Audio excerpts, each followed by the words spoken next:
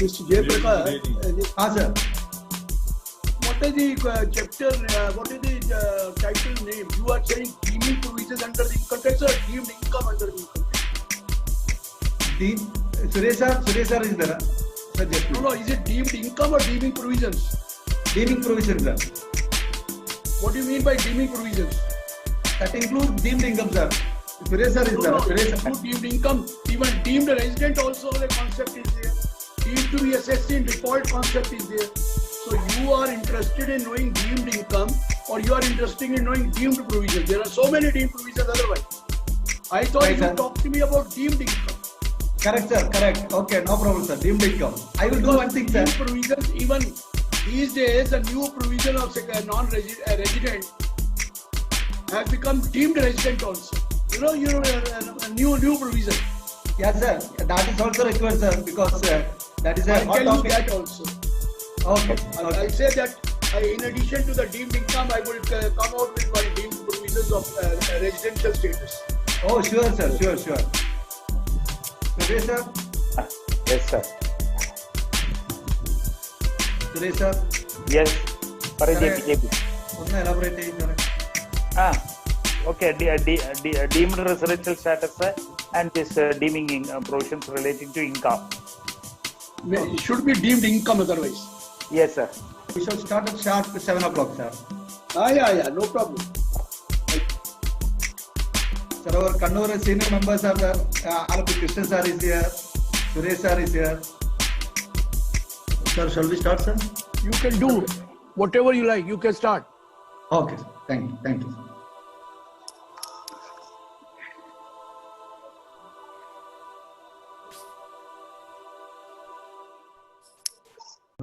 Very good evening to all of you. Most respected faculty of today's virtual CP seminar on deemed provisions under the Income Tax Act, CA Dr. Girish Ahuja sir, Vice Chairman of Kannur Branch CA PJ Riji, Secretary CA Shivaprasad sir, members of the profession, ladies and gentlemen. Today, all we are delighted with the presence of a tax guru, or we could say the tax god of India, CA Dr. Girish Ahuja sir. Sir, I don't know how to express our gratitude and happiness through this virtual platform on this historic moment of Kannur branch. And sir, really, it was my dream or our dream, and now it becomes a reality. And I could not even believe that 2 times I have got a direct call from you, a passionate professional, after contacting this great professional with fear and utmost respect to handle a session on direct tax on behalf of a branch, small branch like Kannur branch of SARC of ICI. Sir, you uplifted the Kannur branch to a different platform through your presence as a faculty, and no person in India or even in the world could hereafter decline the invitation of Kannur branch, because now Kannur branch is going to be a platform where CA Dr. Girish Ahuja presented a paper on direct tax. Sir, I am taking this opportunity to welcome you on this virtual CP seminar on deemed provisions under Income Tax Act, and thanking for accepting our invitation and your great commitment towards the profession of chartered accountancy, sir. Sir, welcome, sir. Welcome, sir. Thank you. Welcome. Thank you. I'm taking this opportunity to welcome all the members of the profession and thanking for your great support to the great branch. Now I could say that great branch, Kannur, and the profession, and requesting to utilize this great professional for the next 2 hours. And regarding our next CP program of this coming 10 days, on Wednesday, 8th July, we will have another CP credit on standards on auditing, an update for 1920 audit by CA Joman K. George.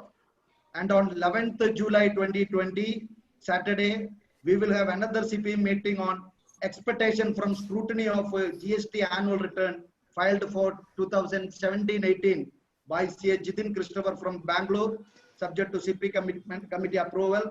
On 6th July, There will be another seminar on complaints and deadline under income tax, GST, banking and other business laws by CA Gururaja Acharya from Bangalore. I am requesting all the Kannur branch members to fill the Google form for CP credit requirement. Now I request the Vice Chairman of Kannur branch, CA PJ Raji, to formally introduce our faculty to the participant. Thank you, sir. Thank you very much. Raji, please. Respected Chairman C. Jayaprakash, renowned Speaker of the day, and beloved CA Dr. Girish Ahujaji sir, members of the Managing Committee, past Chairman of Calicut Branch Mani sir, my fellow members in the profession, and dear friends, it's my great privilege and pleasure to introduce before you a great personality, leader of the profession. Sir, I am sure that sir, you need no introduction to the members of the profession.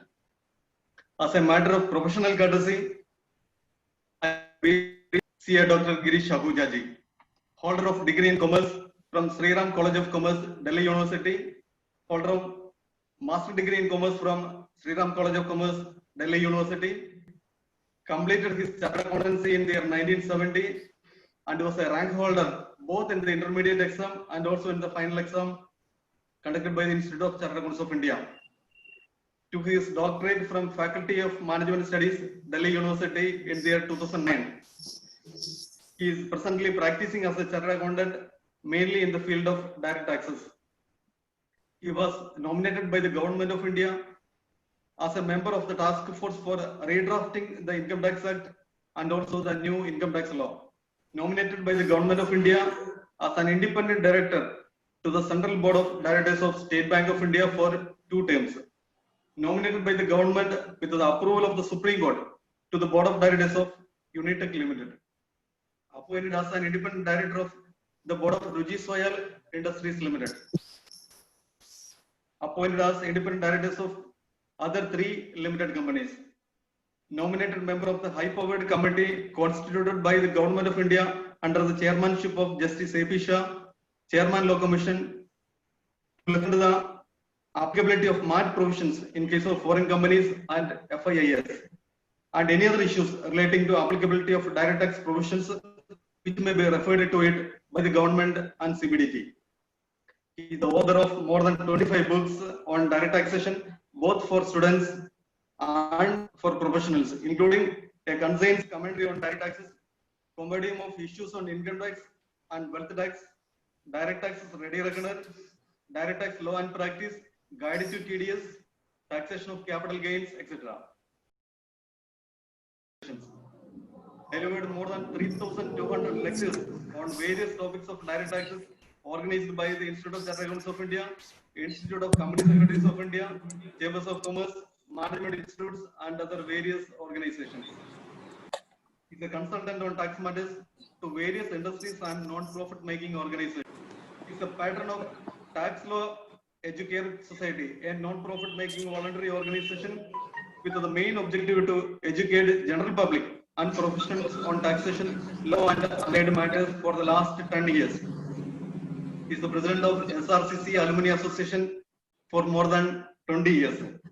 With these few words, let me proudly present before you a man with no comparison, a walking encyclopedia on direct taxes, CA Dr. Girish Ahujaji. Sir, we are eagerly waiting to hear from you, sir. Thank you, Mr. Raji. The chairman of the Kannur branch, CA Jayaprakash, and of course, PJ Raji, the chairman, of course, who has read my profile also. Thank you very much for that. Then we have that Mr. Dinesh Kumar, I don't know, co-host is here, ladies and gentlemen. Well, I'm supposed to talk to you about deemed provisions. Basically, I was supposed to talk to you about deemed income, but whatever is written there is deemed provisions. Now, deemed provisions can be other than income also. Because recently, a very important thing has happened in the Finance Act 2020. So I would like to talk to you about that because you belong to Kerala. And there are many people in Kerala who have gone abroad, and particularly the Gulf country. And for them a new law has come for being a resident or a deemed resident. So let me first talk about that, and then I'll talk about the deemed provisions of that income tax. Now let me explain to you.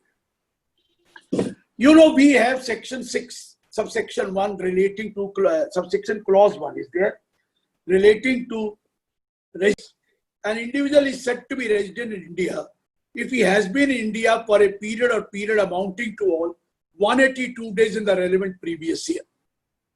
If you are in the previous year here in India for 182 days, you are resident in India. Everyone knows. Then if we are not there for 182 days, we switch over to the second condition. In the 4 preceding previous year, immediately preceding the relevant previous year, we should have been in India for 365 days or more. And in the relevant previous year, just 60 days or more, you are called resident in India. 365 days in the 4 preceding previous year, and in the relevant previous year, 60 days, you are resident in India. But you have an explanation, 2 clauses of that explanation, explanation clause A and clause B. Explanation 1, clause A, clause B. What is explanation clause A saying? In case of a citizen of India who leaves India in any previous year for employment abroad, the period of 60 days in condition number 2 shall be substituted by 182 days. Meaning thereby, if you want to leave this country for employment abroad, employment means job or self-employment abroad, then you can stay in India for 181 days. Even if you are here for 365 days in the 4 preceding previous year, you will still be non-resident in India. The moment you are here for 182 days, you are otherwise resident in India as per clause 1. So therefore, the concession was given to citizens of India who wanted to leave India for employment abroad. You know that many people from Kerala have gone abroad. The year in which they leave for employment abroad, they can stay in India for 181 days. Now coming to the clause B, explanation clause B. Explanation clause B says, in case of a citizen of India or a person of Indian origin who is outside India, who comes to India for a visit, the period of 60 days in condition number 2 shall be substituted by 182 days. What was that? That if you are there in outside India, many of your relatives are outside India. If they want to come and visit India, they could stay here for 181 days without being called resident. Without being called resident. Now some amendment came. I remember I was delivering a lecture on 1st of February in the evening. On webcast was there from Institute of Chartered Accountant of India, Delhi. We always have a webcast on the 1st itself, and I always deliver the lecture. At that particular point of time, we were delivering the lecture on residential status, the amendment in the residential status. We got about 400 calls from Gulf countries. We got call from Dubai, Kuwait, even Muscat, Bahrain. Sir, what have you done? They were asking me, sir, what have you done? I said, I never did anything. Sir, you were making an income tax law. You must have advocated, you must have told them to do that. I said, we have not done this. It was a different story, which we wanted to change, but that point we'll be taking later. But this has been done. Still, I told them, don't worry. You will not have to face any difficulty because you have double taxation treaty with India. And I told them that I am coming for that budget lecture. I went to, I said, I'm coming to Dubai. I went to Dubai, I went to Kuwait during that time, went to Qatar. I even went to, of course, Oman. I went there, Muscat. And I delivered the lecture there on budget during that time. It was February. After that, you know what has happened in COVID. But I came back, of course, by about 16th or 17th, no, 19th of February. That time, this was not a problem. And I told them that you will not have any difficulty because of double taxation treaty, and you will not be put into difficulty. They said, sir, who will take tax residency certificate, and we are going to have a lot of problems. When I came back to India, I straight away got an appointment. I asked for an appointment with the chairman of their CBDT, he's a wonderful person. I told him I wanted to meet him because of some real problem which has come in this. So then he said, you are most welcome to come. and explained him the whole story, what has happened and what are the people feeling that are staying in the country outside India, they will be put into a lot of difficulties. He was very kind enough to listen to me. And during the course of government amendment, the whole sequence has been changed. Now, let me tell you what is the new amendment now. Wait. First, I'm taking to the clause B, earlier clause B. What is that clause B is of earlier? I'm not taking about Gulf problem separate. But wait, clause B says, this we recommended. Clause B says in case of a citizen of India or a person of Indian origin who is outside India, who comes for a visit to India, the period of 60 days shall be substituted by 181 days, meaning thereby he could come and visit India for 181 days without being called a resident. This I remember started when Swaraj Pal was shifted to UK. Swaraj Pal is from North. He shifted to UK. Mrs. Gandhi was the Prime Minister at particular time, and she was, Swaraj Pal used to treat her as a sister, his sister. He spoke to this, Swaraj Pal spoke to Madam Gandhi, look here, that I have shifted to UK, I have become resident of UK, but I would like to come to my country, visit this country here, and do some business here also. But the condition is if I stay here for more than 59 days, means 60 days, and in the 4 preceding previous year, 365 days, I'll become resident. And the moment I become resident, I will have to pay tax on the income which I earn in foreign country also. Although I may get relief for that, but I will have to pay tax on the foreign income also. Sir, this is not done. Then Mrs. Gandhi was very kind enough to raise this 60 days to 90 days for these persons. Later on, 90 days were raised to 150 days. And gradually 150 days were raised to 182 days, which you know the present provision. But this provision is now misused. Many of the people have shifted to a country outside India. And they are saying that India is a polluted country. India is a corrupt country. Although they have taken the money from this country to the foreign country by good means or by foul means. You are taking away the money from this country. Now you say India is a corrupt country. You are doing money laundering business. You have left India and settled abroad by taking your money from India. First the Britisher took. Now you are taking the money from India. Now you are saying the country is a corrupt country, or is a very polluted country. The pollution was done by you, my dear. You had done the pollution. I'm talking about not the people who have gone to Gulf. I'm talking about those who have settled in UK and other places. And they have shifted their base to there. There were 2 reasons. Black Money Act came in 2016. And if you are a resident, an ordinary resident in India, after the Black Money Act, you have to declare the foreign asset in your return of income. You have to declare all the foreign asset, your foreign interest, your beneficial interest in that country. They never wanted to declare that part because they did not declare that amount in the Black Money Act. And since they knew that they will be caught, they left India and settled abroad.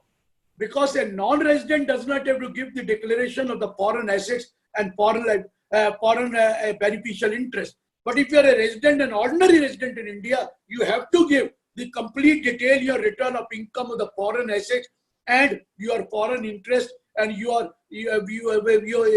you have any right of operating an account, you have to give the complete detail. They never wanted to give the details because all hanky-panky things have been done by them.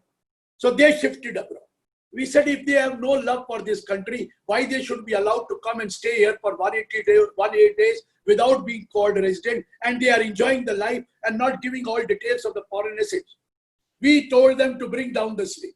Now what they have done. This is not for Gulf people, please. What have they done? Clause B explanation has been extended. I will tell first the old explanation, then I will enlarge this. What is that clause B?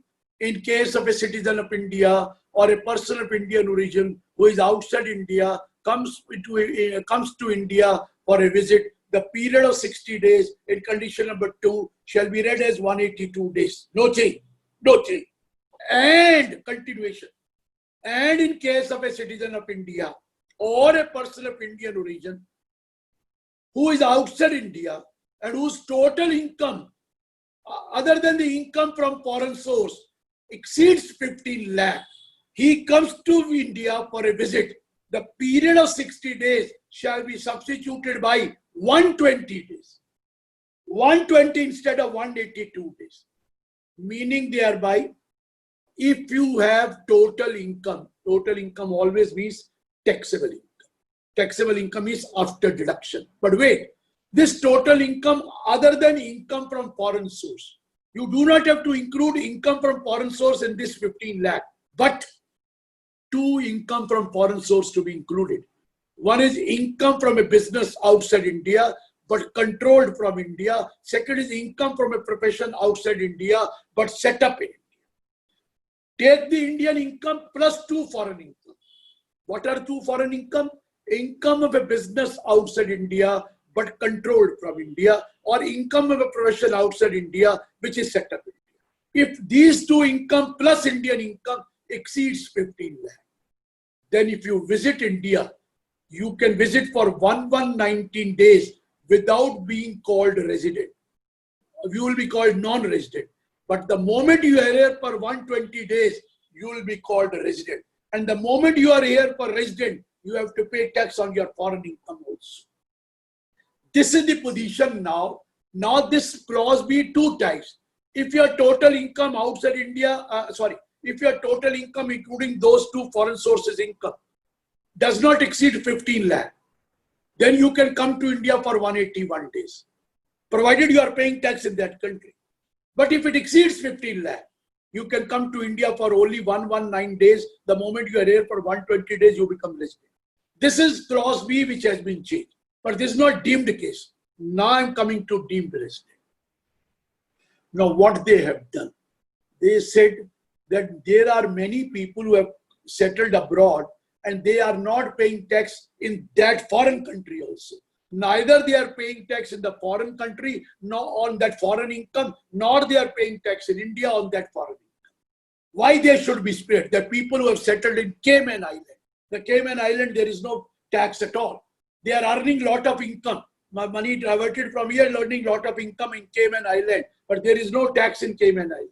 People have shifted to Bermuda. People have shifted to Bahama. People have shifted. Now, talking about the Gulf. Even in Dubai, there is no tax. In Kuwait, there is no tax. In Muscat, there is no tax. In Oman, there is no tax. In Bahrain, there is no tax. Now, they are also not paying tax. Now, what they have done, although they are not paying tax, but they are non-resident of India, they are paying tax on Indian income. But now they have changed the law. But don't worry. There's not a very difficult situation. Now they have inserted section 6(1)(a), clause 1(a) under section 6. Listen to me that carefully, that is the deemed provision. Notwithstanding anything contained under section 6(1). What is section 6(1)? That if you are here for 182 days, you are resident. Or in the 4 preceding previous year, 360 days, current year 60 days, or condition, explanation, you are resident. But now he said, don't bother about that, notwithstanding anything in that. In case of a citizen of India, who is outside India, whose total income, excluding the income from foreign source, exceeds 15 lakh, he shall be deemed to be resident in India. Please note the word. He shall be deemed to be resident in India if he is not liable to pay tax in the foreign country by reason of his domicile or by reason of his residence or criteria of similar nature. We have followed USA. Anybody who is a citizen of USA or who has green card of USA, he is treated as a deemed resident of USA. Deemed resident means he has to pay tax on global income in USA. He is treated as deemed. Even if you are not USA for 1 day, but if you are a citizen of USA or you are holding a green card of USA, you become deemed resident and you have to pay tax global income in USA. Similarly now, if you are a citizen of India and you are in a foreign country, and you are not liable to pay tax in that foreign country. You don't pay tax in UAE. You don't pay tax in Gulf. You don't pay tax in Kuwait. You don't pay tax in Bahrain. You don't pay tax in Oman. You don't pay tax in Qatar. You don't pay tax. I went there also. Now, since you don't pay tax by reason of your residence or by your domicile or criteria of similar nature, you are not paying tax. But if your total income, that is Indian income plus 2 foreign sources, Indian income plus 2 foreign sources income. What is 2 foreign sources income? Income from a business outside India but controlled from India, or income from a profession outside India but set up in India. After including this, if your total income exceeds 15 lakh, you will be called deemed resident. The moment you exceed 15 lakh, you will be called deemed resident, even if you do not come to India for one day. Even if you don't come to India for one single day, still you are a deemed resident. A very, very big thing. And once you are a resident, you have to pay tax on your foreign country. But don't worry. Wait and watch. You are called deemed resident. So all those people who are in UAE, all this, your Keralite, who are in UAE, who are in Kuwait, who are in Bahrain, who are in Qatar, or who are in other country where there is no tax. And if they have total income in India, plus income from foreign source, taxable income, plus income for 2 foreign source business outside India, controlled from India, professional outside India setup, then if it exceeds 15 lakh, you will be considered as deemed to be resident. But wait. Let me tell you, resident are of 2 types. Ordinary resident, not ordinary resident. And then you are either resident or non-resident. If you are non-resident of India, you know that you only have to pay tax on Indian income. You do not pay tax on income which accrue or rise outside India, only on Indian income, if you are non-resident. And please note, if you are a non-resident and you have a double taxation treaty with the country for which you are a resident, or which you are a resident, and you are non-resident of India, then according to the treaty, on certain income which you are earning in India, you have to pay tax at concessional rate. Like if you earn dividend here in India, you will not pay tax at the normal rate. You will pay tax at the rate of 10% as per the treaty. If you have a royalty income in India, you don't pay tax at the normal rate. You will have to pay tax at the treaty rate, which is 10%. If you have an interest income in India, you will have to pay tax at the concessional rate. If you are a non-resident of this country, resident of a country with which we have a treaty, after treaty we get certain benefit. But wait. Now, please note, you are a non-resident or resident, but it is quite possible that you are resident of this India. Resident includes not ordinary resident. Please note, resident includes not ordinary. And they have said this deemed resident will be considered as not ordinary resident. Wait. Earlier section 6.6 used to say a resident of India will be called not ordinary resident if he was non-resident for 9 out of 10 previous year immediately preceding the relevant previous year, or he was not in India for not more than 729 days in the 7 preceding previous year immediately preceding the previous year. Then he was considered as not ordinary resident. Now what they have said, even this person who is deemed resident shall be considered as not ordinary resident. Even a person who is deemed resident under section 6(1)(a), which is recently introduced, he will always be called not ordinary resident if he is not here for 182 days. Not ordinary resident. So if you are not ordinary resident, don't worry. Now resident can be ordinary, not. But wait here. You are a resident of Dubai, you are a resident of Kuwait, you are a resident of other country, but you are also now deemed a resident of India because of the new provision. So you are resident of 2 countries, resident of that country and not ordinary resident of India. Now when you have a treaty with the foreign country, in a treaty it is written that if you are a resident of both the countries, if you are a resident of one country, no problem. If you are a resident of both the countries, then you have to apply tiebreaker rule to find out of which country you are resident.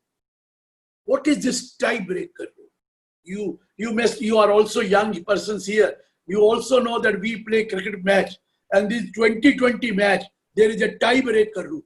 Remember recently when our team went, now you can call seriously about last year, when our team went to New Zealand, 2 matches of T20 were tied. Then we had to apply tiebreaker rule. What is the tiebreaker rule in 2020? That you have to play a super over, and whichever is the team scores the maximum in the super over, that will be declared as winner. The second team will be declared as loser. Both cannot be declared as winner. Tiebreaker rule. And suppose in the super over, the same number of runs are scored by both the team. Then you play again tiebreaker. Again there is a tie, and you play a tiebreaker. You play another super over. You keep on playing a super over till you become the winner. Similarly, we have a tiebreaker rule in residential status also if there is a treaty. Now there is a treaty with UAE, United Arab, or Dubai, let's say. There is a treaty. Now you are a resident of Dubai. You are also a resident of India, let's say deemed resident. Don't worry. You will have to decide. This is a tiebreaker rule. You will have to apply the tiebreaker rule to find out of which country you are a resident. You will become resident of one country. You are automatically become non-resident of another country. Even if you are not only resident, non-resident.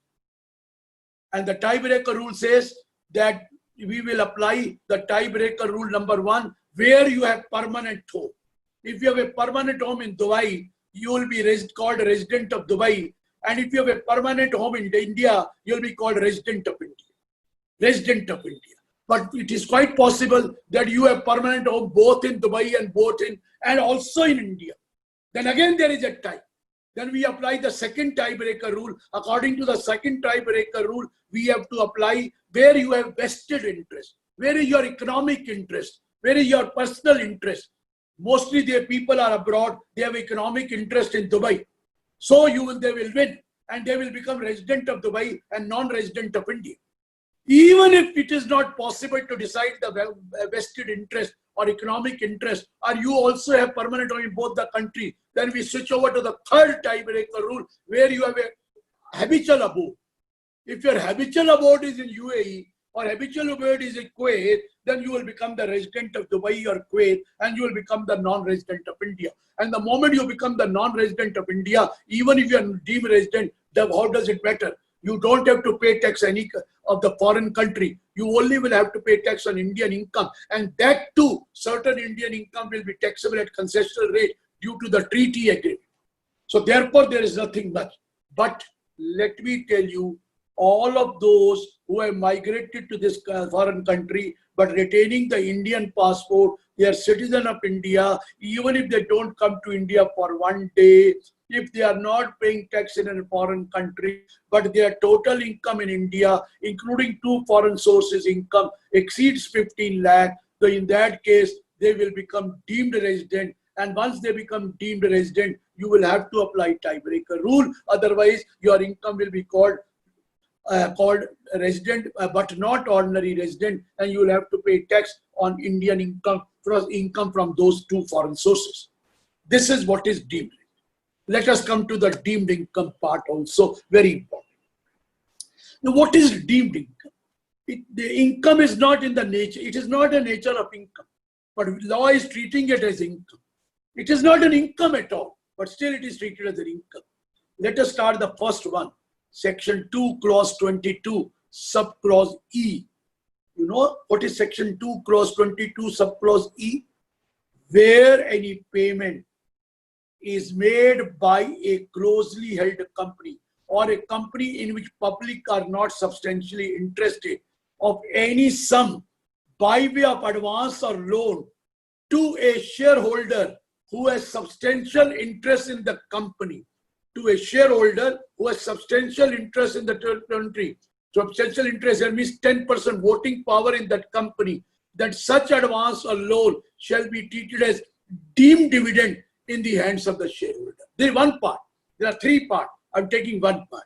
What is this? Any advance or loan is given by a company in which public are not substantially interested. You have given a payment by way of advance or loan. To whom? To a shareholder who holds 10% voting power. Substantial interest means 10% voting power in the company.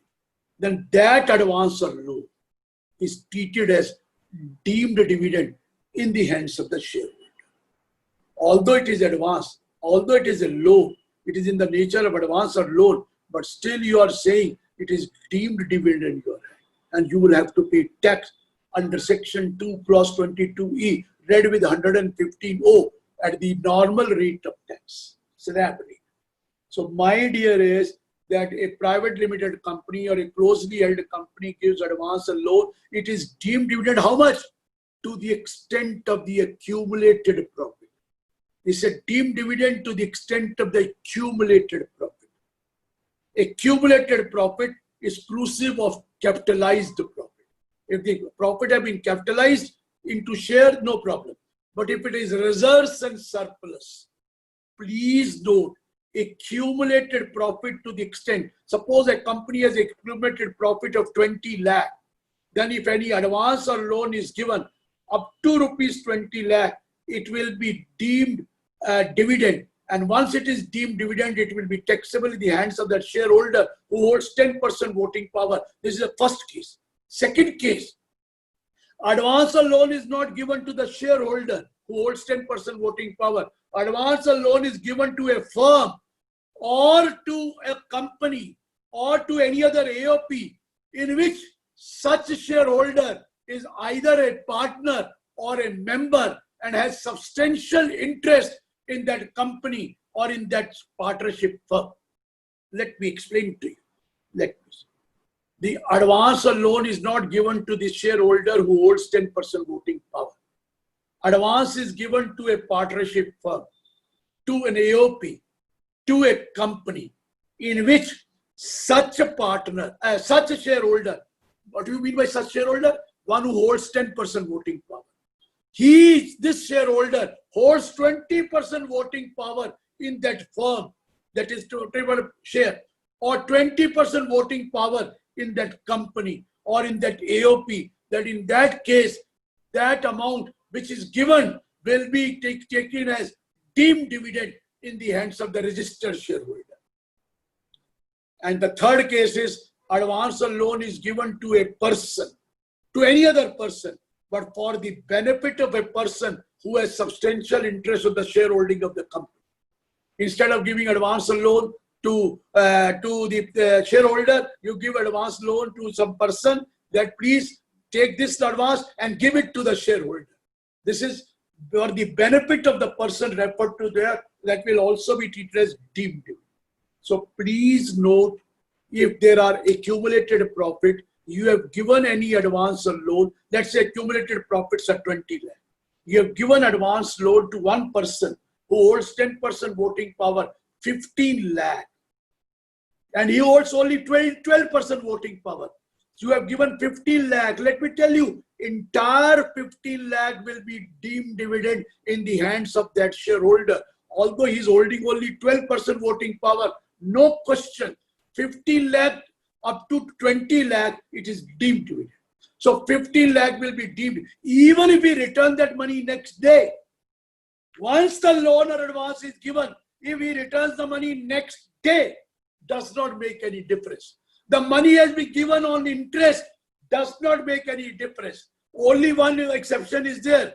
If that person, if that company is in money lending business, and it is in the business of money lending, substantial part of the business is money lending, then only it is not covered.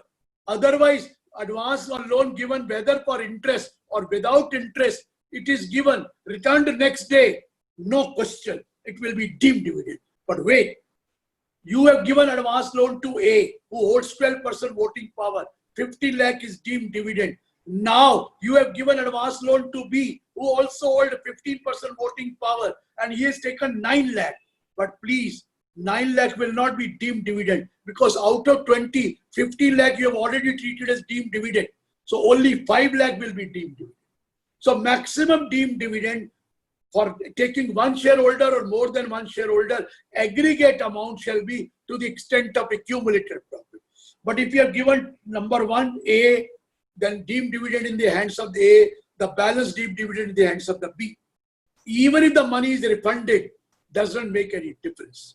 But let me tell you, deemed dividend will be to the extent of the accumulated profit, and you will have to pay income tax on that amount. 10% voting power in the company. An advance or loan is given to you. But if it is a business advance, that is a different thing. Otherwise, advance or loan given, even if for any other purpose, they will cover it. But it should be in sum of money. Advance or loan should be sum of money, not any other asset, sum of money. So that 222E is covered. You will be having some questions. I'll answer that question later. Now, next point. Section 2, clause 24 gives you the definition of income. There are certain income which are included. Capital receipt is also income, but that is deemed income, but doesn't matter. I'm not talking about capital receipt. Capital gain is also capital receipt. I'm not talking about that. That everybody knows is an income. First income I'm taking is section 2, clause 24, subclause 10. You have deducted provident fund from the salary of the employee. You have deducted ESI from the salary of the employee. You have deducted superannuation fund contribution from the salary of the employee.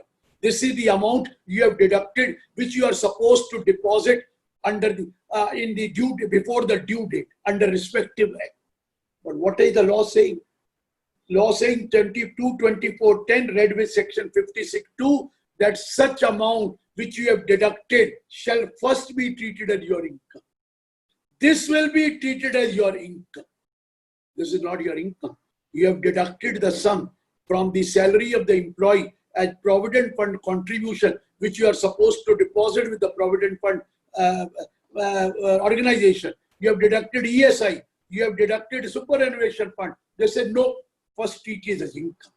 But if you are able to deposit that money before the due date under respective act, section 36 subsection 1BA, if you deposit before the due date, then you will be allowed deduction. If you don't deposit before the due date, it has already been treated as your income.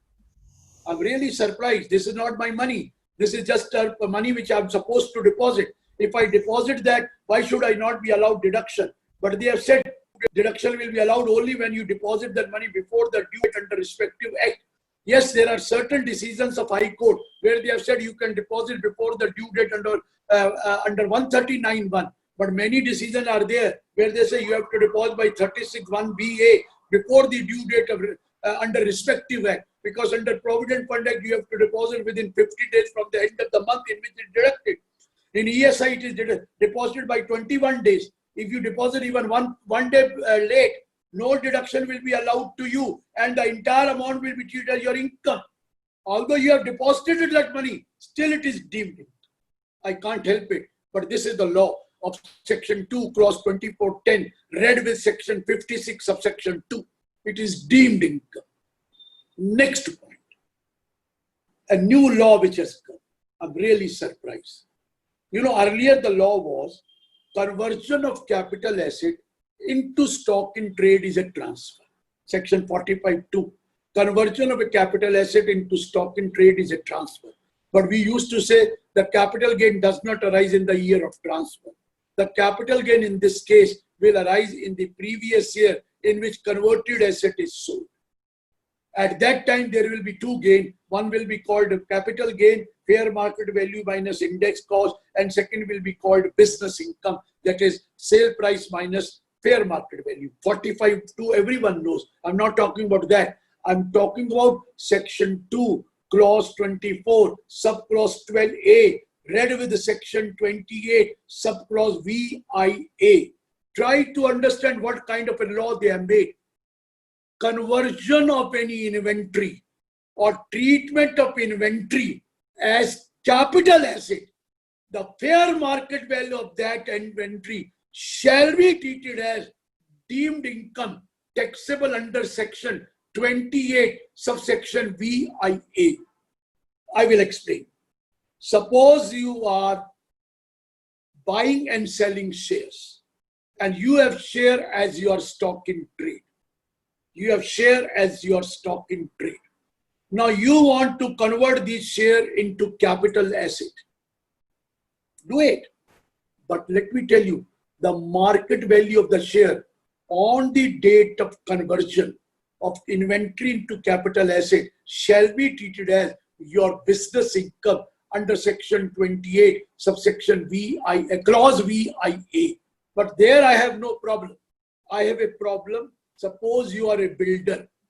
You have a house properties as stock in trade. House property as stock in trade. You have constructed a building of, let's say, 10 floors. And there is a stock in trade. You want to sell the flats of each floor.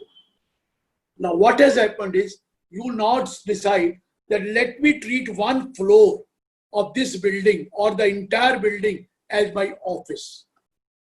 I have converted the stock in trade into a capital asset. I have not converted, I have treated. Because earlier it was stock in trade, I have taken it above and treated as a capital asset, as my office. The law says the fair market value of that inventory on the date of conversion or treatment as capital asset will be taxable as business income under section 28, subclause VIA. Suppose I have one floor whose cost of construction with land is, let's say, 2 crore. It is lying in my stock. But suppose I want to use it as capital asset. I have not done anything. Earlier I was taking a trade. I'm not selling to anyone. I'm putting it as an investment as my capital asset. Just a transfer entry, not even a transfer in a balance sheet from below current asset, you have taken it to the fixed asset. Law says you will have to pay income tax. Just conversion or treatment. On what? Fair market value. What is fair market value? Stamp duty value. Suppose of that inventory, the stamp duty value is 3 crore. The entire 3 crore will be your business income. Although you will be allowed depreciation on that 3 crore, but it will be your business income. Somebody asked me, sir, well, what about that inventory cost? Let me tell you, if that inventory has been taken into the asset, then the closing inventory will go down. And the moment closing inventory will go down, automatically profit and loss will be adjusted. Automatically profit and loss will be less because closing stock is credited. And if the one inventory has been removed from there, automatically profit will come down. But at the same time, the fair market value of that floor will be taxable in your hand as business income, as deemed business income, although you have not sold that. Although you are going to use for your self-use, still it is going to be taxed. Yes, you will be allowed depreciation on that fair market value in future, but very hardship. Because now you are using your own place and you are paying tax today without even selling that property. If you sell that property and you get a profit, that is a different thing. You have not sold it, making it is treated as your business income. This is really very surprising, but we can't help it. Another deemed income, section 2, clause 24, subclause 16. You receive an advance or any advance in the course of negotiation for transfer of any capital asset. You know, whenever you buy any capital asset, let's say land, building, or any other capital asset, sometimes you give advance for the purchase. For negotiation of transfer of asset, you have given an advance.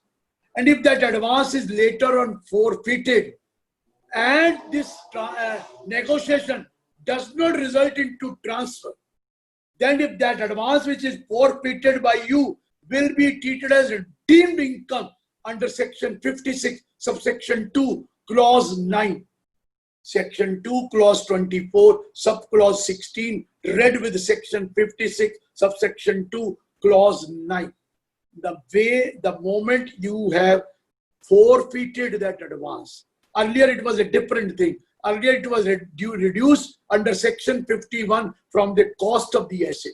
Now, if that advance is forfeited, advance received during the course, received or receivable in the course of negotiation of transfer of an asset, but that advance has been forfeited and the negotiation does not result into transfer of that capital asset, then the entire amount which you have forfeited will become taxable under the head income from other sources, section 56, subsection 2, clause IX.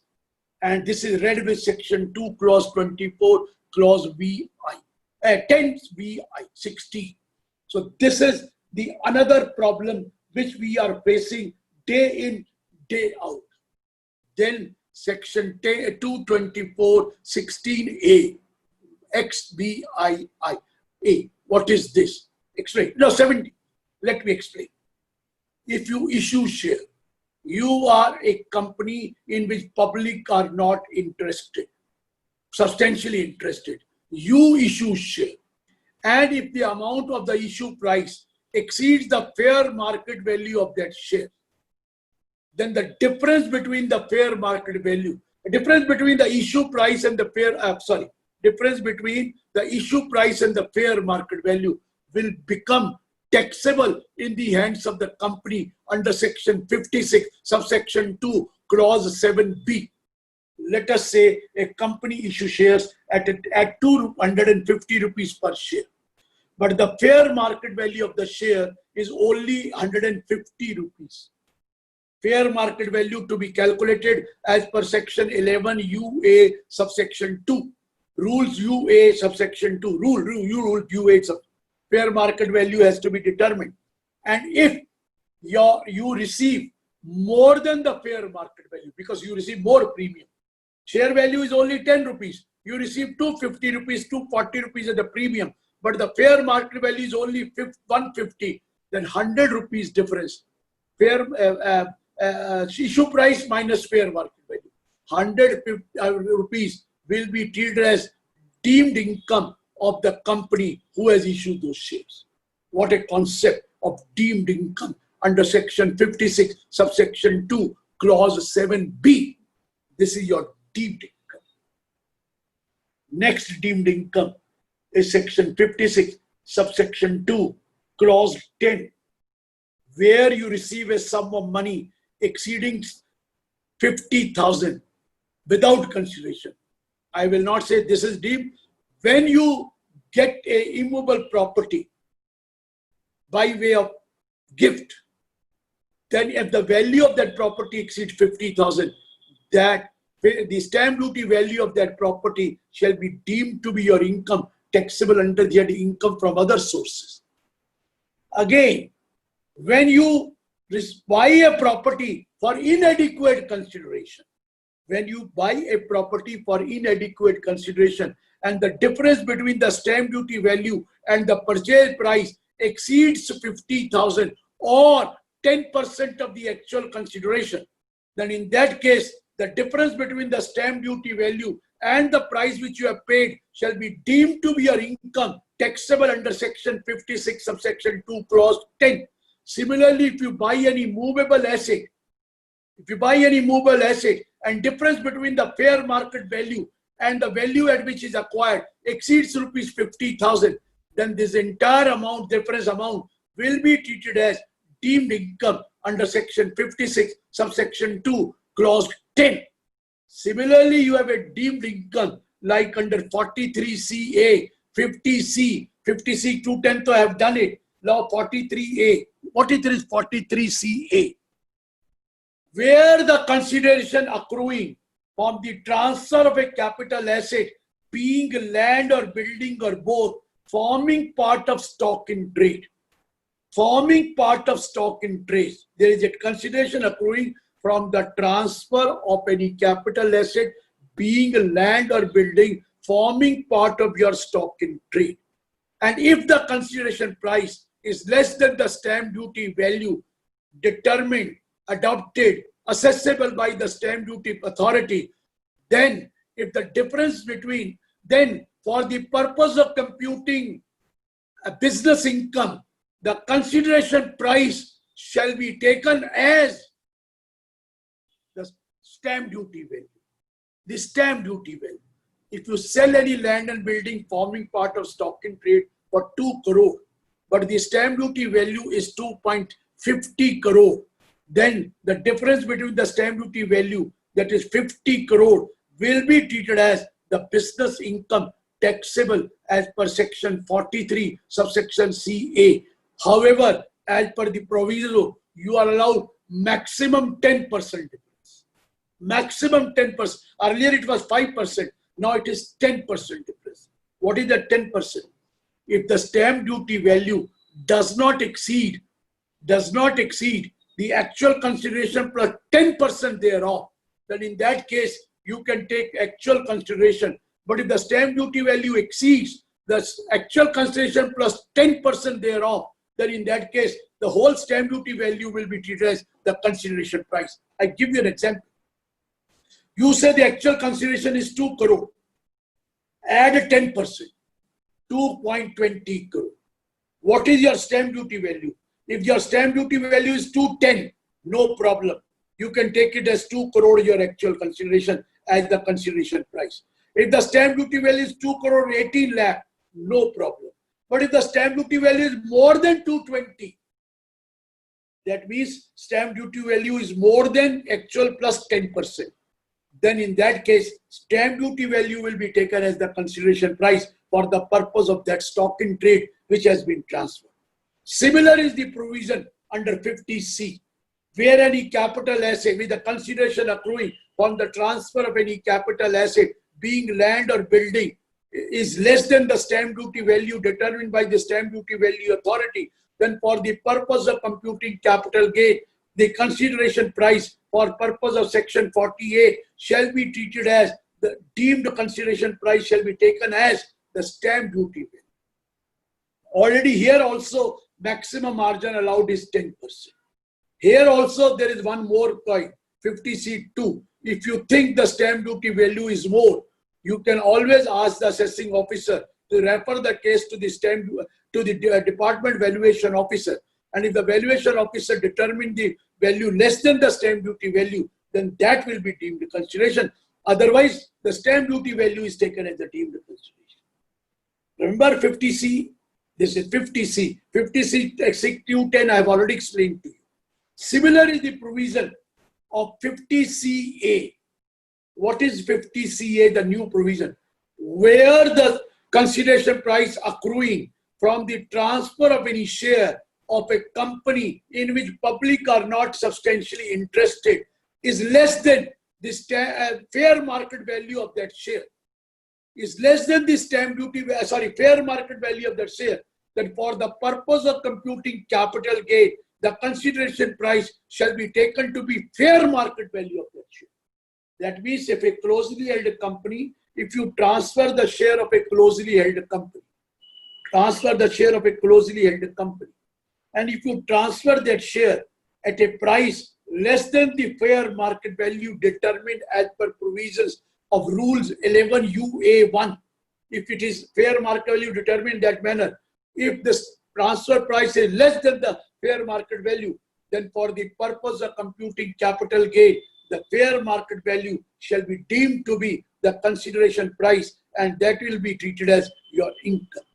Similar is the provision 44DA. What is this 44DA, presumptive income? What does it say? You think it is in your interest. Presumptive income is not in your interest. It is in the interest of income tax department. What is it saying? Notwithstanding anything contained under section 28 to 43C. Notwithstanding anything contained under 28 to 43C. If the assessee, if an eligible assessee is carrying on eligible business, and if his total turnover does not exceed 2 crore, then he can presume his income to be 8%. And then that income shall be deemed to be the profit or gain from business or profession. 8% shall be deemed to be the income or profit or gain from business or profession, or such higher which he may presume. Meaning thereby that you have to show minimum 8% as your income from business and profession. 8. And if you have a digital, for digital money received, account pay check, account pay draft, 6%. So you have to presume your income to be 8%. It is deemed income. If your income is even less than 8, you have to show 8. The income is 0, you have to show 8. Income is 4%, you have to show 8. Your income is 6%, you have to show 8. If your income is more than 8, you have to show more than 8. So it is deemed one. Even if you have a loss, you have to show 8%. If you don't want to show that, then you have an alternative. You prepare books of accounts and get your accounts audited if your total income exceeds the maximum amount which is chargeable to tax. So in the case of individual or HUF or a partnership firm other than LLP, if they are carrying on a business and if their total turnover does not exceed 2 crore, they have to presume their income. 8% will be treated as business income. It's a deemed income, 8%. If you show less than 8%, you will have to prepare a books of accounts and get your accounts audited. Or 6% in case you are a digital payment receipt. So this is also deemed profit or gain. Because even if you have 7%, you 8. You have 4%, you have to show 8%. You have not earned, still 8%. If you want to follow 44 AD, otherwise prepare accounts and get your accounts audited. So this the similarly 44 ADA, if you are carrying on a profession, notwithstanding anything contained under 28 to 44, 43C. If a person is carrying on a profession covered under 44 AA, he has to presume his income to be 50% of the gross receipt. 50% of the gross receipt has to be shown as professional income. If you want to show less than 50%, then you will have to prepare books of accounts. You will have to pay. It is mandatory, not voluntary, please. Section 44 AD is mandatory. You will have to follow it or a 50%. If you don't want to do that, then you will have to prepare accounts and get the accounts audited. If it is less than 8, but more than the income chargeable to tax. If it is less than 8, you have to show your professional income. Less than 50, you have to show that income 50. And if it is more than 50, you have to show more than 50. So this is also deemed chargeable to tax under 44 ADA. Similarly, deemed chargeable to tax under 44 AE in case of a transporter who does not own more than 10 goods vehicle. He has to assume his profit to be one if there is a heavy goods vehicle of more than 12,000 kilogram, more than 12 metric ton. He has to presume his income to be 1,000 per metric ton. Per metric ton multiplied by the capacity. And if in any other case, if it is not exceeding 12 metric ton, then you have to presume your income to be 7,500 per truck, provided you don't own more than 10 trucks. This is also deemed business income. If you don't do that, you have to prepare your accounts and get your. But what I'm trying to explain, this is presumptive income is also deemed income. Let us, I'm not taking the case, I'll take that case last of time, 68 to 69D, I'll take last. But let me come to very interesting situation. 54F, let me come to you. What is 54S? If there is a long-term capital gain from the transfer of any capital asset other than residential house property, then the entire capital gain will be exempt if the entire consideration price, the consideration price so invested, proportionate to the consideration price so invested in the purchase of a residential house property shall be exempt under 54F. What is this? If there is an individual or HUF, he transfer any long-term capital asset, that means there is a long-term capital gain other than residential house property. And if he invests the entire consideration price, the whole long-term capital gain will be exempt, but consideration price has to be invested in the purchase of a residential house property, one residential house property. Or if you don't want to invest the entire consideration price, then the proportionate capital gain shall be exempt. That is, long-term capital gain multiplied by amount invested divided by the net consideration price, it will be exempt. But there are conditions. Condition number 1 is you should not own more than one house property on the date of transfer. No problem. This is not a deemed case. You should not transfer the new house property within a period of 3 years from the date of its purchase or construction. No problem.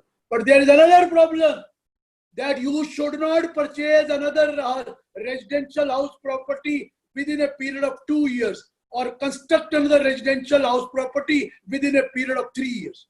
Sir, I have not sold my asset. I have purchased a residential property, one. Now I have not sold it, but I have purchased another residential house property within 2 years. I have constructed another residential house property within 3 years. What will happen? The capital gain which was exempt to me under 54F earlier will be deemed to be my capital gain of the previous year in which I have purchased the second property or I have constructed the second property. I have not sold anything. What I have done, I have only purchased one more as a residential house, or I have constructed one more after that. What are they saying? That capital gain which was exempt under 54F earlier will become taxable in the previous year in which second house is purchased, that is within 2 years, or constructed within 3 years. So this is also a very strange thing. Similar strange thing is 54EC. What is 54EC? If you transfer any long-term and you are in a long-term capital gain from the transfer of a capital asset being land or building. Earlier it was any capital asset, now land and building. And if you invest that capital gain in the bonds of National Highway Authority or Rural Electrification Corporation, etc., I say bond, then you will be allowed an exemption to the extent of 50 lakh. Remember, 50 lakh, 54 EC available to everybody. Lock-in period of that is 5 years. I'm not saying that deemed. Now, the deemed point is that you cannot take any loan against this bonds. And if you take a loan against this bond, then whatever capital gain was exempt to you under 54 EC shall become taxable. I have not sold the trust. I have not sold the bonds. I have taken a loan against the security of that bond. This is given in explanation under section 54 EC subsection 2. Explanation is there that you cannot take any loan against these bonds, which is lock-in period is 5 years. Earlier it was 3 years. If you take any loan, then please note capital gain which was exempt will become taxable in the previous year in which the loan is taken. This is also a very strange thing which I am telling. Now, the most important deemed income, which I have kept myself with me, and that is from section 68 to section 69D. What does it say? Try to understand. Section 68. If any sum is found credited in the books of accounts maintained by the assessee. Wait. The compulsory is books of accounts is maintained by the assessee. And if there is any sum found credited, I never said income, any sum found credited, even a loan found credited, even a sale found credited, even a gift found credited. If any sum is found credited in your books of accounts maintained by the assessee, for which the assessee does not offer any explanation of the nature and source of this sum, or offers an explanation which the opinion of the AO is not satisfactory, then such sum which is found credited in the books of account in the previous year shall be deemed to be income of the previous year in which it is found credited in the books of accounts of the assessee. Are you noticing my point? Deemed income, that may be not an income at all, that may be a loan, that may be a share capital. But if that loan is found credited in the books of account, if that share capital is found credited in the books of account, if that gift is found credited in the books of accounts maintained by you, give me the source of that gift, give me the source of that loan, give me the nature of that gift.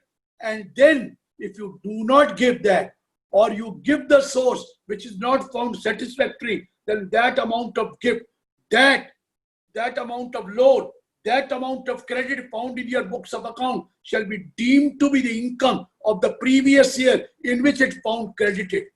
Meaning thereby you have to give the name of the creditor, the person was given, the capacity of creditor to pay that, and the genuineness of the transaction. People say, I have received a gift and I'm paying tax on gift under section 56(2)(10). So where is the problem?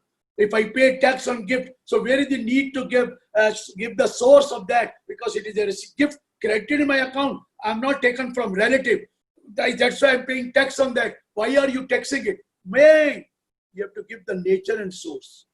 And if you don't give the nature and source, and if it is found it is not genuine, whether it was exempt or it is taxable, does not make any difference, because section 115 BBE will tax you at 78%, 60% tax, 25% surcharge, and 4% education cess. What does section 115 BBE says? Wait. Where the total income of an assessee includes an income referred to in section 68, 69, 69A, 69B, 69C, 69D, and such income is reflected in your return of income. You have shown it is your income, and such income is reflected in your return of income. Still, you are liable to pay tax at the rate of 78%. And if it is not reflected in your return of income, it is determined by the AO. Still, you have to pay tax at the rate of 78%. But if it is determined by the AO, you also have to pay penalty under section 271 AAC, 10% or 60%, 6%. So if you have received a gift, and if that gift is not genuine, in our country, gift is not given, gift is taken. You all know that. Gift is taken. Nobody wants to give gift to anybody. But if you receive a gift, that gift should be genuine. And if it is found credited in your books of account, please, sometimes book is not credited, you don't maintain books of account, then 68 will not be applicable. 69, 69A may be applicable. But if you are maintaining books of account, 68 is applicable. You will have to give us the nature or source of that gift. You will have to give the capacity of that person to give that gift and the genuineness of the transaction. All the three will be proved. Then the onus will be the AO to prove it is not genuine. But there is a proviso also under 68 that if there is if it is a share capital or share premium or any share application received by the company, closely held company, it is received by a closely held company, and this will not be treated as the explanation unless you will have to give the source of the source. It's not that you have to give the source who has given that capital. You will have to give from where that he received the source of source will have to be proved that you have received the capital from A. You said this is the A's capital account, this is the A's statement of account. No, you will have to also give the source of the source. How did he earn that money? A earned that money. You have to give that. Otherwise, it will be treated as income of the company. Income of the company. If a company receives share application money, share premium, or share capital, company has to take the source of the source. Sarsi has to explain to the AO what is the source. Source is A, B, C, D shareholder. What is the source of A? What is the source of B? That will also have to be given. Then only it will be treated as genuine transaction. Otherwise, 68 will be applicable and company will have to pay tax on that income. Deemed income. Now, similarly, there is 69 that if any financial year relevant to the investment year, any investment has been maintained, an investment has been made by you, which is not recorded in the books of accounts, if any maintained. If maintained, again, if not maintained, but there is an investment made by you in any financial year relevant to the investment year, and you don't give the nature or source of that investment, or you give the source of that investment, but you are not able, but it is not found satisfactory by the AO, then such amount which you have invested shall be deemed to be the income of the previous year in which it is found invested. This is section 69, investment not disclosed. Investment, unexplained investment. This is called unexplained investment. So sometimes you may not maintaining accounts, but you received a gift. You are not maintaining account. 68 will not be applicable. But when you have received gift, you must have invested that money somewhere. When you are making an investment, they'll say, what is the source? You will say, source is the gift. They will say, give the nature and source of gift. Prove that gift is genuine. Give the nature.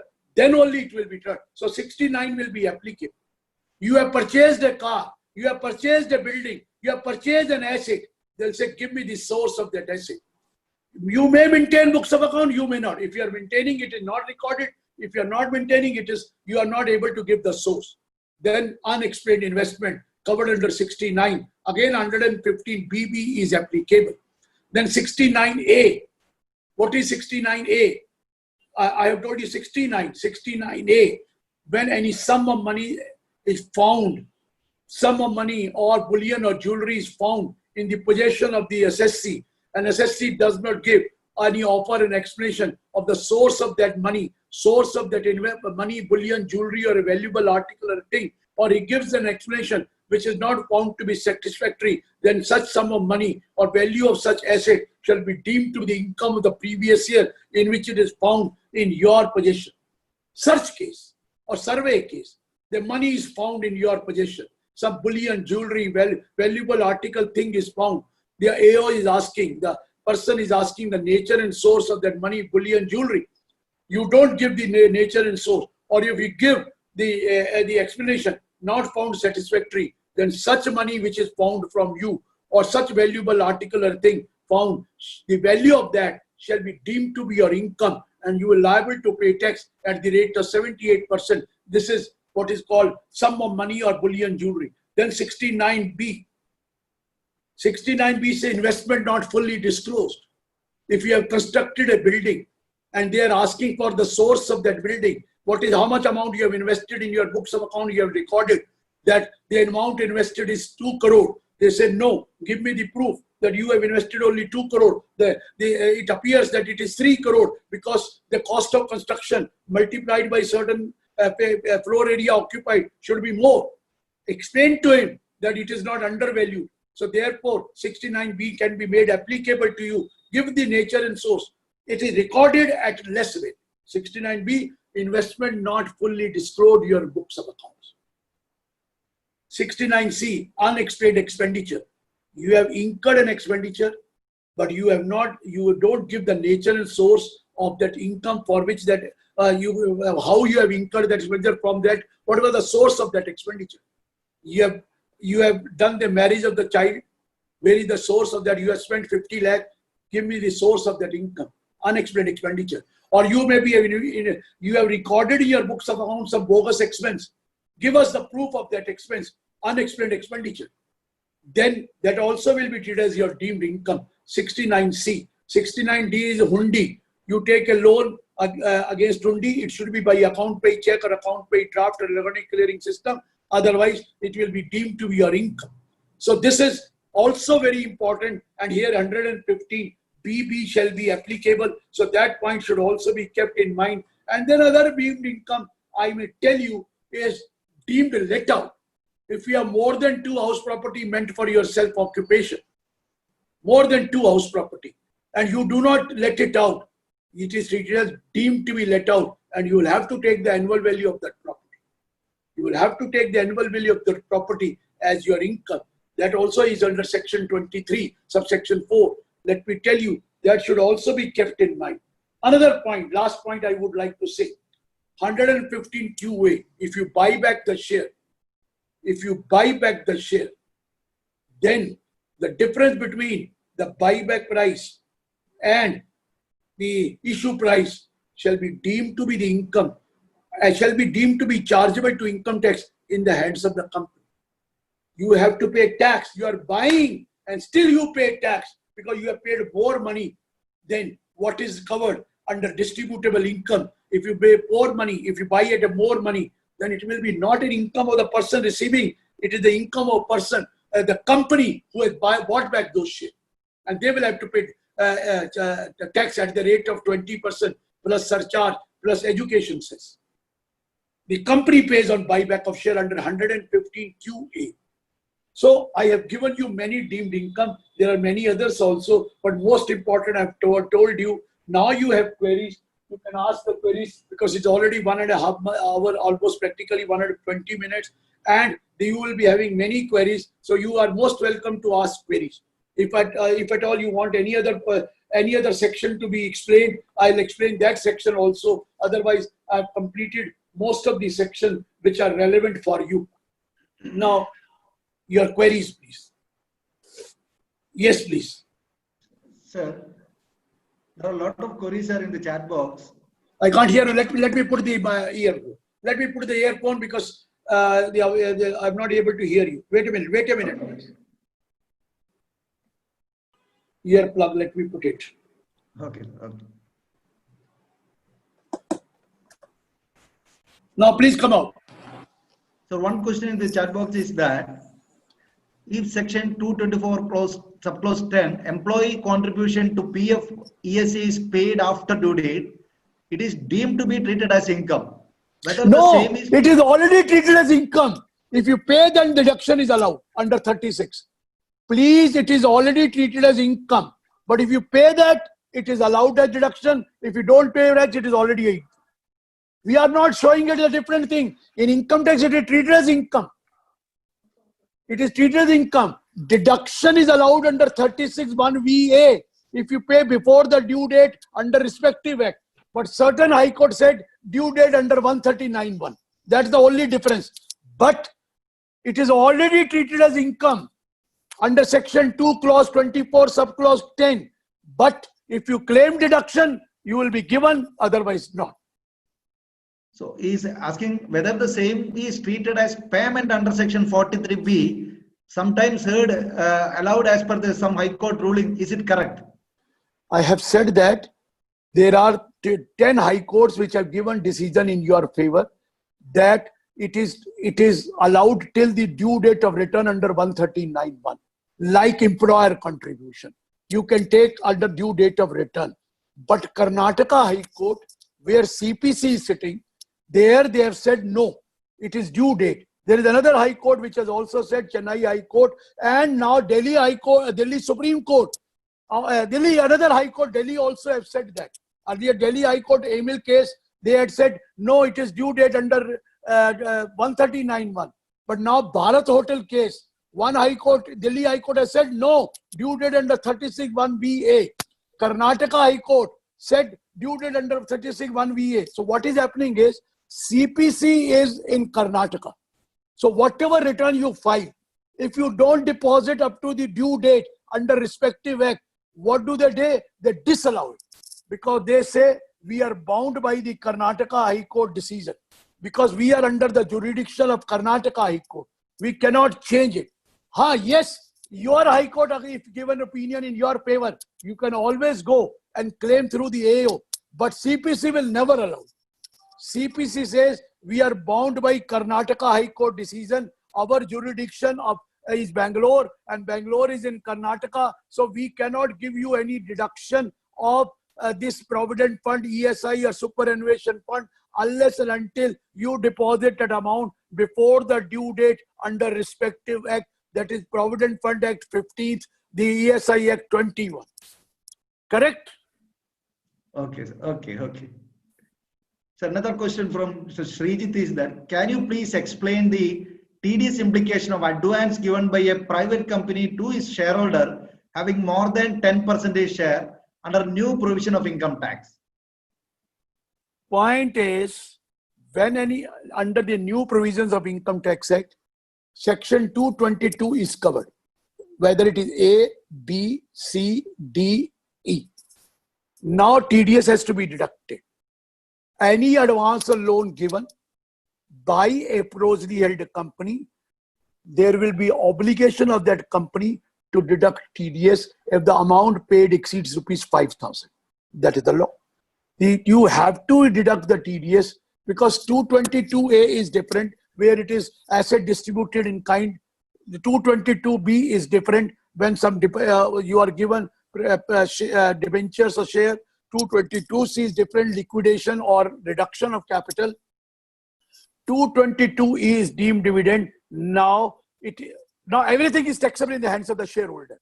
Whether it is actual dividend or deemed dividend, taxable in the hands of the shareholder. But the advance loan you give, TDS will have to be deducted under 194. Right, sir, right. So another question is, will the value of the property received by a private trust created for maintenance of minor child becomes taxable? Will the provisions of section 50C applicable to sale of immovable property located outside India? Two parties this. My point is, stamp duty value is outside India or in India only? Stamp duty value is only in India. Why are you talking about outside India sold?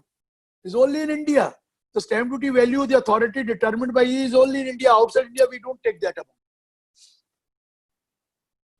So the property Sold by resident or non-resident in India is covered. Okay. Because if it is outside India, the income which accrue or rise outside India will be taxable only when you are a resident in India. Otherwise, it's not taxable. And it is already taxed in that country, so you get a double taxation relief. Okay, sir. So the first part of the question is, will the value of the property received by a private trust created for maintenance of minor child become taxable? Now, section 56(2)(10) says, first understand, then please. If a trust, if you give anything to a charitable trust, or if a charitable receive anything or pays anything, it should be to a registered one. If it is not registered, if you are giving anything to the private trust, it is fully taxable under the income from other source. But wait, if it is a trust created by an individual for the benefit of his relative, then it is not covered under 56(2)(10).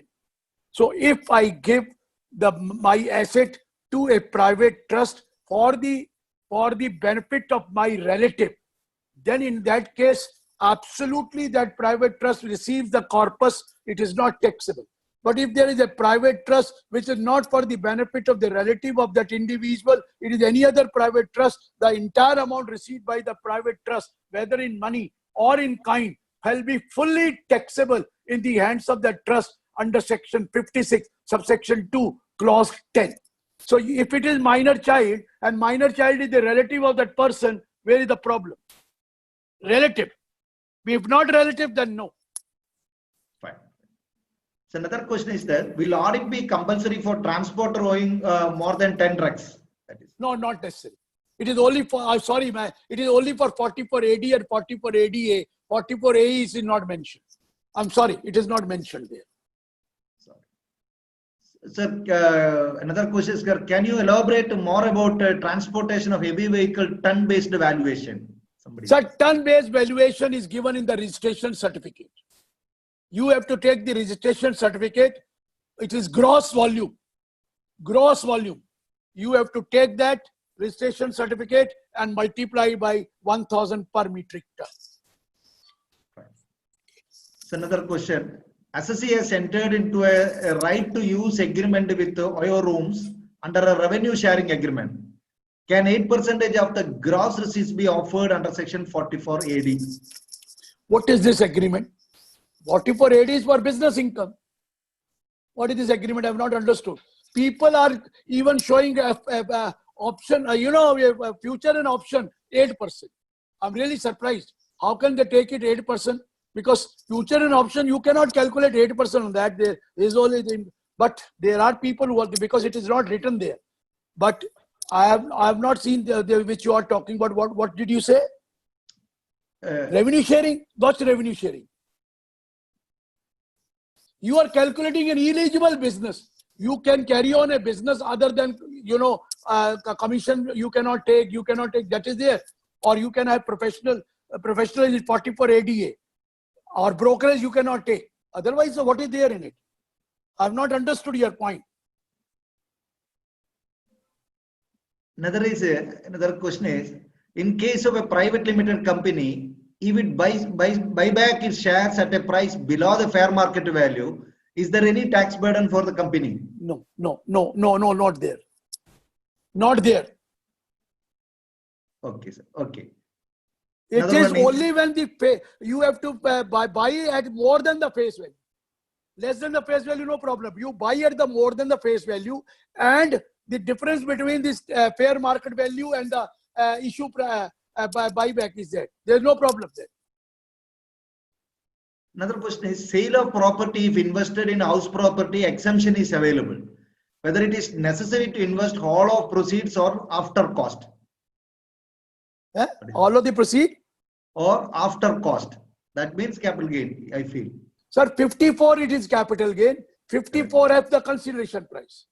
54 is capital gain. 54B is capital gain. 54 EC is capital gain. But 54F is the consideration price. Okay, sir. Okay. Proportionate to the consideration price. Right.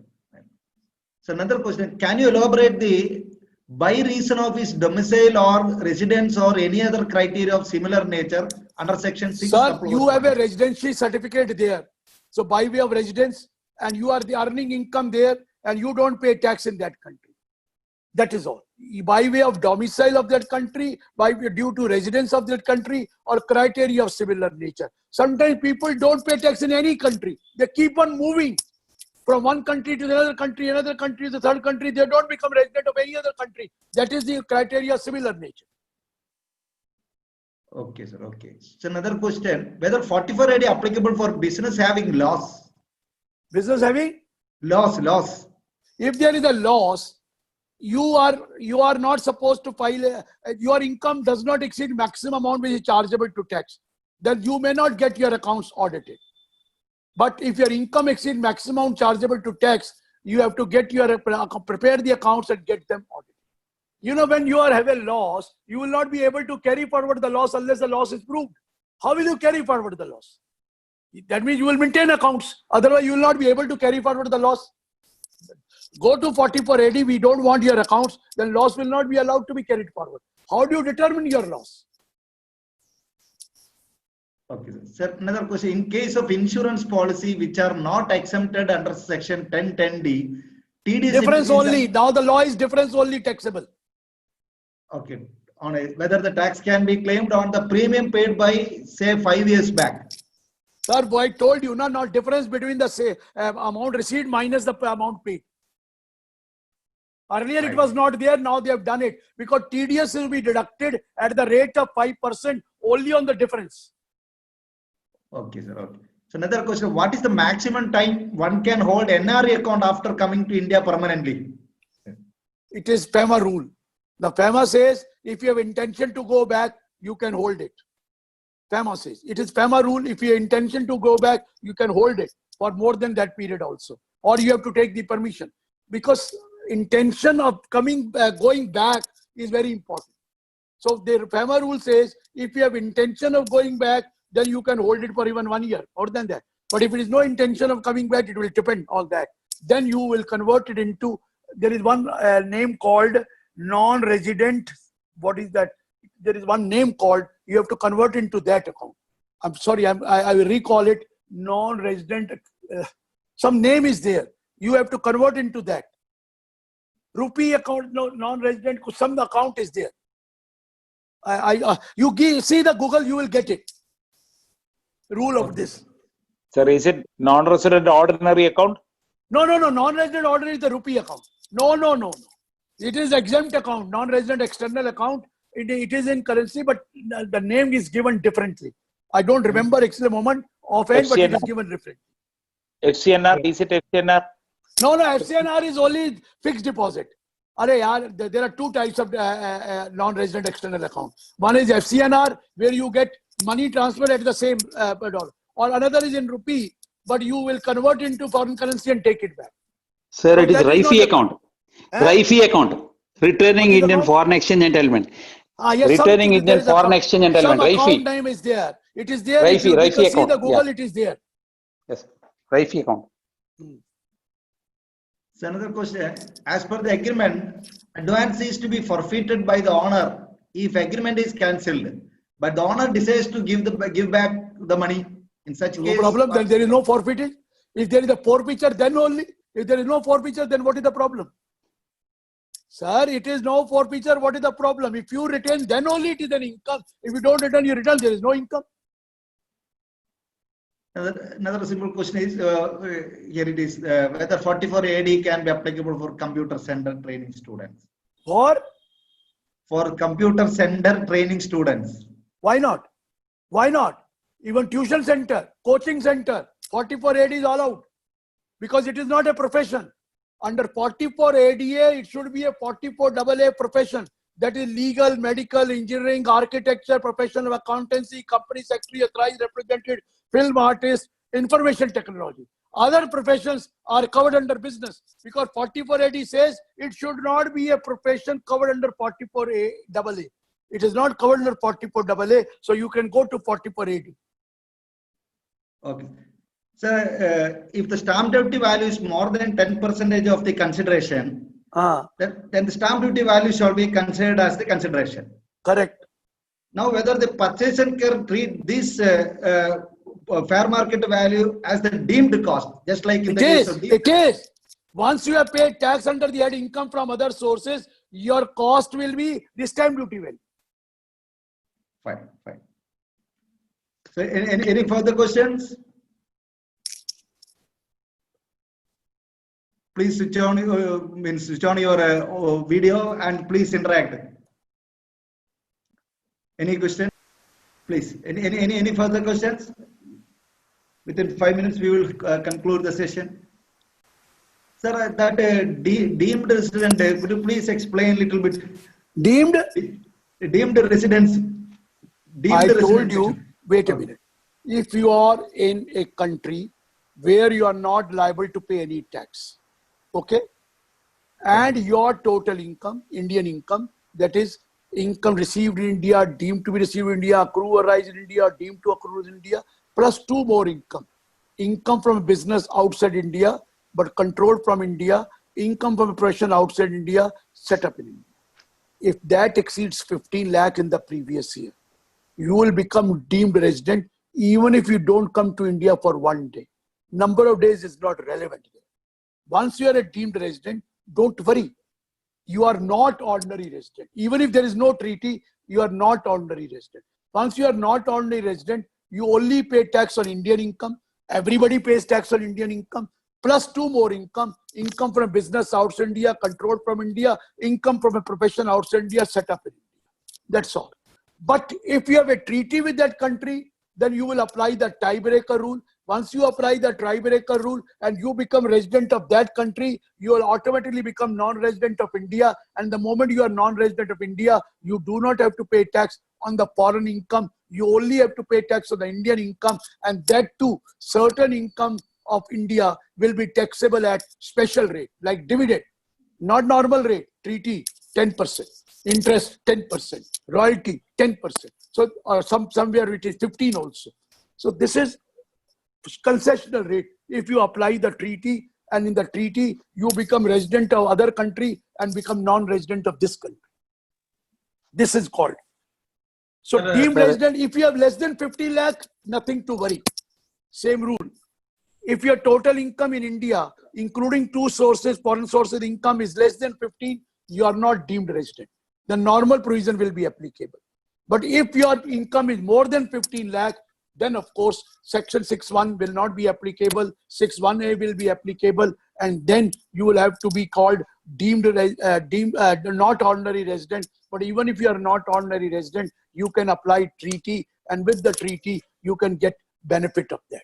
And if there is no treaty, still you don't have to pay tax on foreign income, except 2 foreign income. One income which is from a business outside India, controlled from India, or a profession outside India, set up in India. But what about gold taken by the partners at the time of resignation? Sir, anything which is withdrawn from the firm, 45(4) is applicable if it is in kind.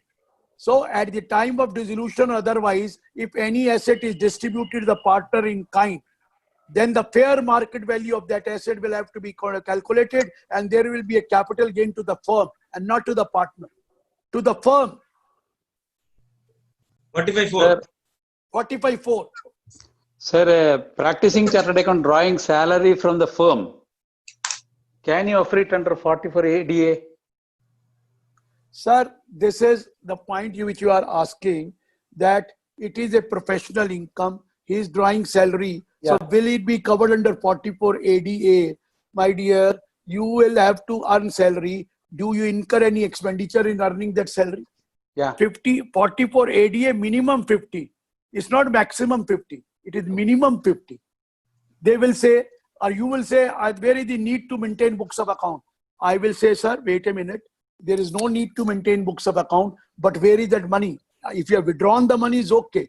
But if the money is lying in the bank account, they will catch hold of you, or they will take you in 69 investment, and that the money Munian investment not fully disclosed or unexplained investment. So don't think that you can show 50%, enjoy 50%. No, if it is higher, you have to show higher income. Okay, sir. Okay. Another one, futures and option, whether that 8% declaration is possible. Sir, you can show 8%, but if it is higher, you have to show higher. Tell me, you have to show higher if it is higher. And if it is less, then of course you can show 8%. Otherwise, prepare accounts and get them accounts. Where is the difficulty in future and option to get your accounts audited? It's only the difference between the what you call the price which you have paid for that. It's only that. You can keep the account. Otherwise, you can do it. But see to it, if your income is more than 8, you should show more than 8. Okay, sir. Very good. Any further questions? Supposing a partner is going to bring gold into the firm as purchase and sales. 45.3. Purchase and sales. If it is recorded at the book where recorded price, no problem. Because 45.3 allows it. But wait. 56.210 will be applicable in the hands of the partner. Because you will say, I have recorded in the price at which in the books of account. But section 56.210 says, if you receive any movable property and the difference between the fair market value and the value at which you have acquired is more than 50,000, then you will have to pay tax on that. Other income from other sources. So don't do it at the value recorded in the books of account. Partner will not be affected. Firm will be affected because it receives a movable property. It receives a movable property, and the value of the movable property recorded in the books of account and fair market value, there is a difference. If it is billed at the fair market value, then there is no problem. But then capital gain will be taxable in the hands of the partner. 45.3. Yeah. Partner will have to pay tax, 45.3. So one question also in the chat box: if the land is sold by individual and invested in the house property joint ownership, whether eligible for 54 of if the entire proceeds are invested. Sir, you can buy the name of your wife jointly, or in the name of your spouse, or even in the name only in the name of spouse. But if you buy in the name of your and your child, you will be allowed only to the extent it is in your name. Child name not allowed, but wife name allowed. Or you can buy 100% the name of wife. That's also allowed. There are judgment, what you call Kamal Bahal and Arora,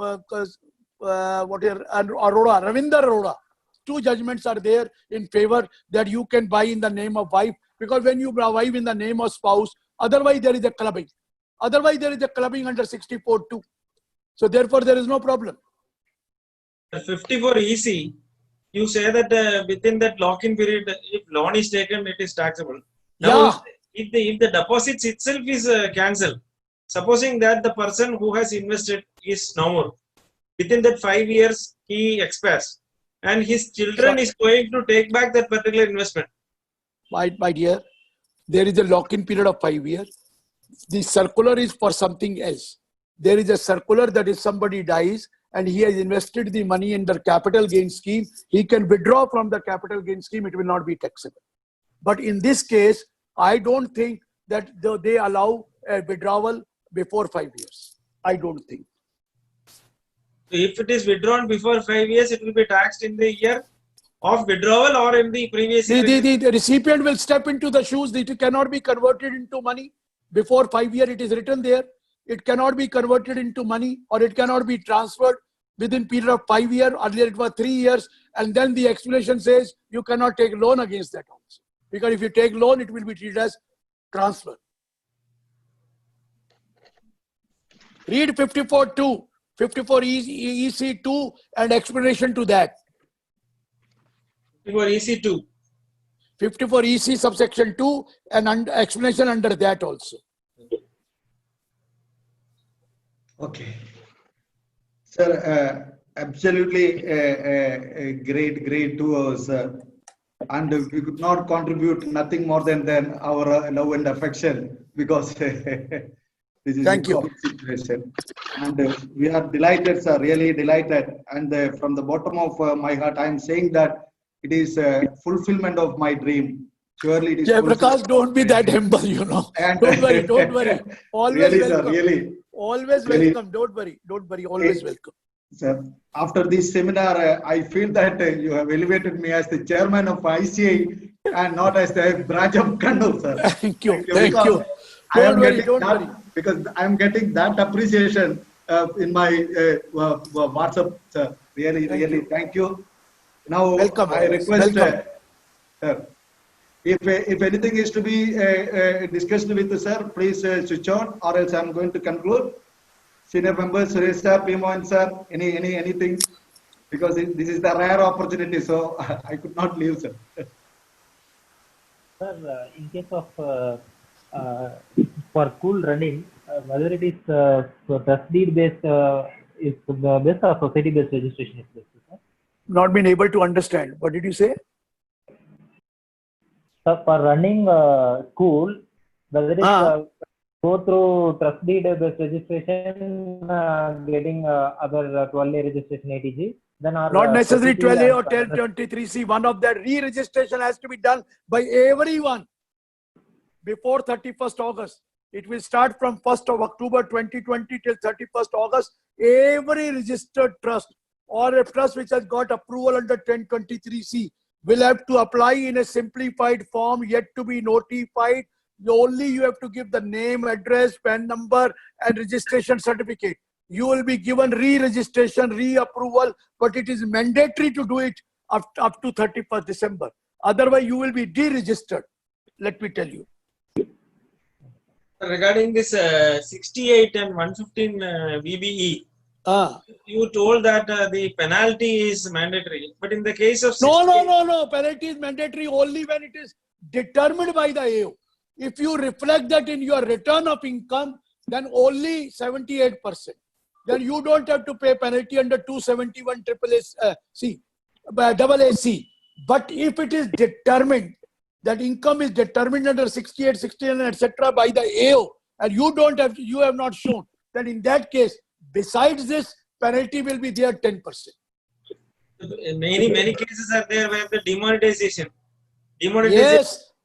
Demonetization, you have not. All cases of demonetization have been done uniformly. They have already been treated as income. Don't worry, there is very scope of filing appeal for that. You are showing as a sale, and they have treated the entire sale as your income. And that sale they have not deducted from the profit also. Double the tax they have done. Whatever amount you deposited out of that sale, it is treated as income. Whatever you sell have shown in the profit and loss account, you have treated as a net profit, that is also treated as income. What a case they have decided this time. Everyone has done uniformly. Whatever amount deposited your demonetization has been treated as your income. Wait and watch. You mean to say that there is a scope for appeal in that? Yes, because how can they charge double? In one place, the whole sale is treated as income, tax paid. At the same time, you are showing in your profit and loss account, and then you are showing net profit as income, and you are charging tax on that also. How can it be possible? Again, penalty is also charged. Penalty, though, I tell you, penalty is 10%. That's it. Mandatory penalty is there, 115 PB, higher rate of tax is there, and double taxation is also there. I know. Don't worry, you will have a scope. But you can go for Vivad Se Vishwas also if you have filed an appeal. But nobody is going. Nobody is going for this because they say, what is the advantage? Only said 10%. That is 6%, nothing else.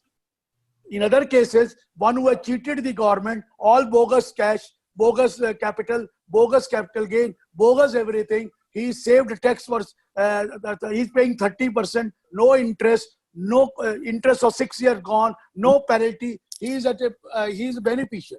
and a person like me who saved some money and during demonetization deposited that, I am putting into difficulty. This is something very surprising, but we can't help it. I have told them that please amend the Vyas Se Vishwas, give us some concession. Don't charge 78%. Give us some concession. Let's see if they agree to that. I have my doubt. They may not agree. But your advice is that we can give, we can file appeal against those cases of 150. Yes, the time of appeal is already there. Over. You should have filed it. We can condone a condemnation can also be filed. A condonation may be given to you. That is a different story altogether. Okay. Okay. Thank you, sir. But that condonation not allowed for Vyas Se Vishwas. Yeah, that is not there. Sir, one small doubt. In respect of those cases where the appeal time is not over and the appeal is filed after the cut-off date. No problem. No problem. Still you can go for Vyas Se Vishwas. On 31st January, if the time was not over, you can go for Vyas Se Vishwas even if you have filed an appeal. You will later on withdraw the appeal. You can go. If on 31st January, the time period was not over or you have filed an appeal which is pending, in both cases you can go. But on 31st January, that cut-off date, the 60 days is over. And we have filed the appeal no, for condonation, no condonation. If the if it is over before 31st January, you may apply for condonation, then they may give the concession, otherwise no. They have already condoned. They have already condoned and they have taken the appeal on records. On 31st of January, it was on record? No. But they have condoned it? They have condoned it. But it was such 60-day period over? Period is over before 31st. Give an affidavit, they may agree to that. Commissioner of Income Tax, give an affidavit, they may agree to that. But it is not there in FAQs. Okay. FAQ it is not there. FAQ it is not there. You try that. FAQ it is not there. Okay. But we are going to come with one more FAQ very shortly. Don't worry. Okay. Thank you. Thank you very much. Now I request the immediate Vice Chairman Saju to propose the vote of thanks. Saju, please. Chairman of the branch, C.A. Prakash, most respected and revered speaker of today's session, Dr. C.A. Girish Ahuja sir, members of the profession. I'm extremely delighted to propose vote of thanks on behalf of Kannur branch. May I take this opportunity to thank on behalf of Kannur branch and on my personal behalf our most respected, distinguished speaker and Guru of Income Tax, Dr. C.A. Ahuja sir, for the excellent session on the topic Deeming Provision under Income Tax Act. We are really honored and privileged to listen to you, sir. Thank you very much. Thank you. Welcome. Stay healthy, stay safe. Tell me, sir. Tell me. You're coming out with something. Tell me, sir. Thank you, sir. Stay safe. I would like to thank all the members of the branch as well as other members who have tuned in large numbers to this webinar. You have always, all the members have always been supportive of all the endeavors of our branch. Thank you very much. And thank you all once again. Thank you very much, sir. Thank you. Thank you very much. Stay safe. Stay healthy. Take care. Thank you, sir. Thank you. Thank you. Thank you. Thank you, Jai Prakash.